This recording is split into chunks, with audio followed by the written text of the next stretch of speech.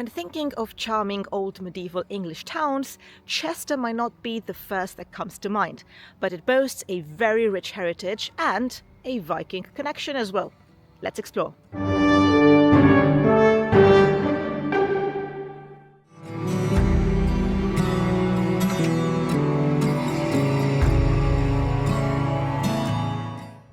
So Chester started out as a Roman fort during the reign of Emperor Vespasian in the 70s. It was first the seat of the Legio Secunda Adiutrix, and then it became the seat of Legio Viginta Valeria Victrix. So these are the Roman gardens, the park that contains a range of remains from local Roman sites, with highlights including columns from the Roman Gymnasium, fascias from the Deva Victrix fortress, and also a reconstructed hypocaust, so the underground heating system. And there is also a reconstructed mosaic found in the city's main bathhouse. The fort was actually larger than Eboracum, York and Londinium in London, and I suppose it is because it was quite a problematic area swarming with Celtic populations.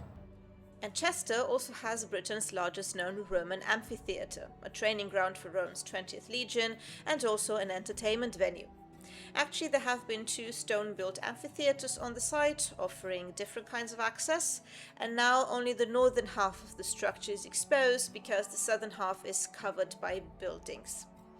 This was still in use till about 350, had seating for about 8,000 spectators, and among other things, one can view the remains of a shrine to the goddess Nemesis, the goddess of retribution. The fort remained functional till the beginning of the 5th century, when the entire province of Britannia was abandoned by the Romans.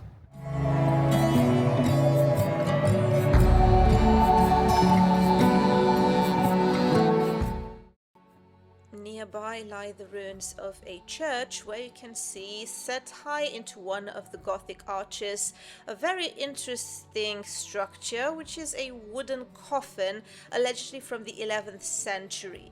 So someone in the 19th century would have found it, thought it was very interesting, and then placed it so high up.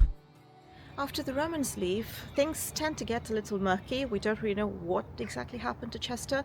However, we do find reference in one later chronicle written by Nennius, The History of the Britons, that the name of the settlement would have been Caer in Welsh. However, we do know that at the beginning of the 7th century, King Ethelfrith of Northumbria managed to defeat a couple of Old Welsh groups, and that marked the beginning of the Anglo-Saxon dominance in the area.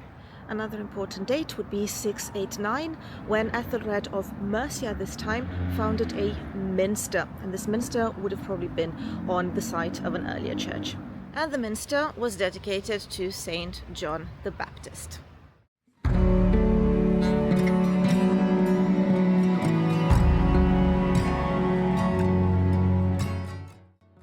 A cathedral in the 11th century, it was once the seat of the Bishop of Lichfield, province of Canterbury.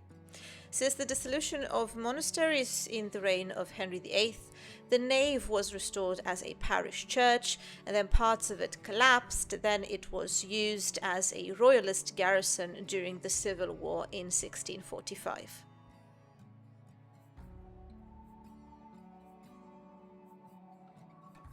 And inside you can view some very interesting tombstone decorations, like a smithy's hammer. This is not Thor's hammer, by the way, and also some stone crossheads from the 10th century. So this is the Viking Age indeed. At the beginning of the 10th century, the walls of the city were fortified because of the invasions of, drumroll, the Vikings. And the Vikings actually managed to take hold of the city before being repelled by Alfred. Speaking of Vikings, in the Grosvenor Park you can find 2 modern sculptures representing the Norse giants Surtur and Ymir. And later his daughter Ethelfleth, Lady of the Mercians, she ordered the construction of a proper fortification, the so-called burh. And here's where it gets a little bit fantastic. It is said that King Edgar, after his coronation in Bath in 973, he would have travelled to Chester at an assembly site, and it is also said that he was rowed down the River Dee from a place now called Edgar's Field, so for the alleged assembly site, to the Minster, and during that trip he would have had by his side a couple of chieftains, petty kings, such as Kenneth II of Scotland or Mel Colum of Strathclyde, who would have sworn allegiance to him during this trip.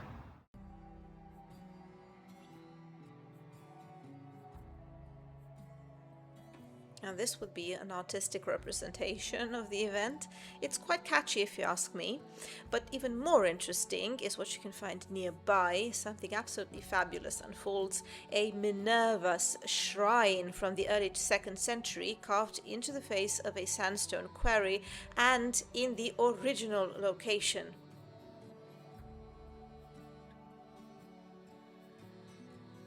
Back in the center, this random building is also a church dedicated to the 11th century Saint Olaf of Norway. This is on Lower Bridge Street, which was probably settled with Scandinavians at the time. Then we also have a Norman castle, but it was modified quite a lot through the ages, including the addition of neoclassical elements.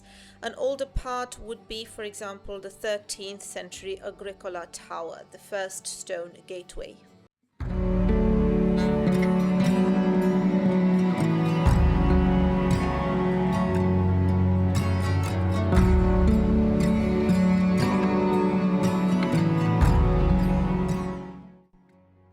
Walking a bit through the two-tiered medieval galleries and reaching the East Gate, with the most photographed clock in all of England after Big Ben. The present gateway dates from 1768 and is a 3-arched sandstone structure which carries the walkway forming part of Chester's city walls, but it is also the site of the original entrance to the Roman fortress. Now in 1899, a clock was added to the top of the gateway to celebrate 60 years of Queen Victoria's reign 2 years earlier. So if you walk along Eastgate Street under the clock, turn right and continue until you meet the Inner Ring Road, you'll get to the Roman Amphitheatre. And if you look to your left, you will see the Church of St. John the Baptist. Now, I must say, sometimes the architecture can be really confusing because of all the influences that intertwine and are centuries apart.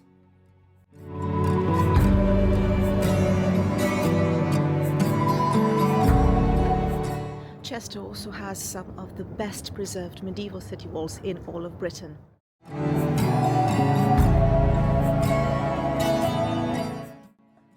The city walls comprise a full circuit, which was probably complete by the middle of the 12th century.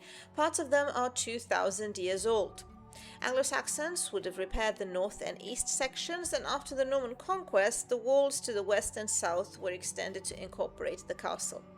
After the Civil War, they were reduced to recreational purpose, and at the beginning of the 18th century, a walkway with an unfortified parapet took shape.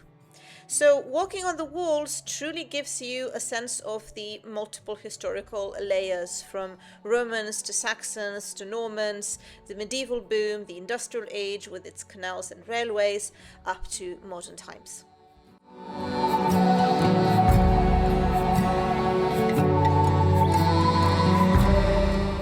Chester Cathedral is the former abbey church of a Benedictine monastery dedicated to Saint Werber, or Vereborga in Latin, and since the 16th century it has been the seat of the Bishop of Chester.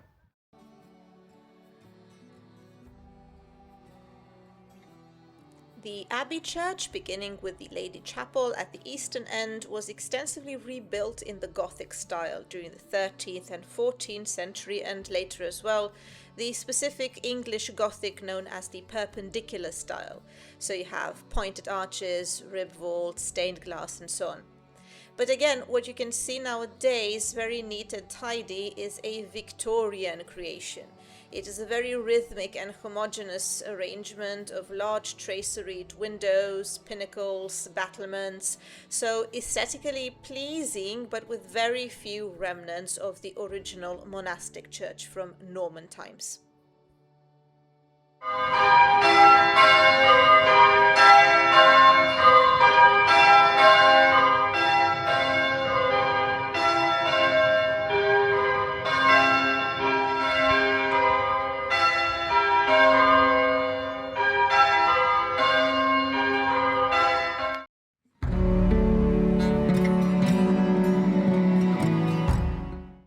A very recognizable feature are the black and white half-timbered buildings that dot all the city. Most buildings are not medieval, in fact. There are a couple of medieval buildings. Most of it you see is Victorian. Much of Chester's present-day appearance owes itself to Victorian enthusiasm for the picturesque and the deep past. The half-timbered revival began in the 1850s and continued up to the first half of the 20th century, and much was designed by architects like John Douglas, who was employed by the Duke of Westminster as his principal architect. The Duke of Westminster, whose family name is Grosvenor, which is why all around the city you can see this name in the hotel, the bridge, the park, the museum, and so on. So I hope you enjoyed these impressions from Chester, a very underrated city in my opinion. If you did, check out more of my work, and I warmly invite you to consider a paid membership to keep the ball rolling on this channel. Thanks a lot. This was Irina. Take care, and till next time.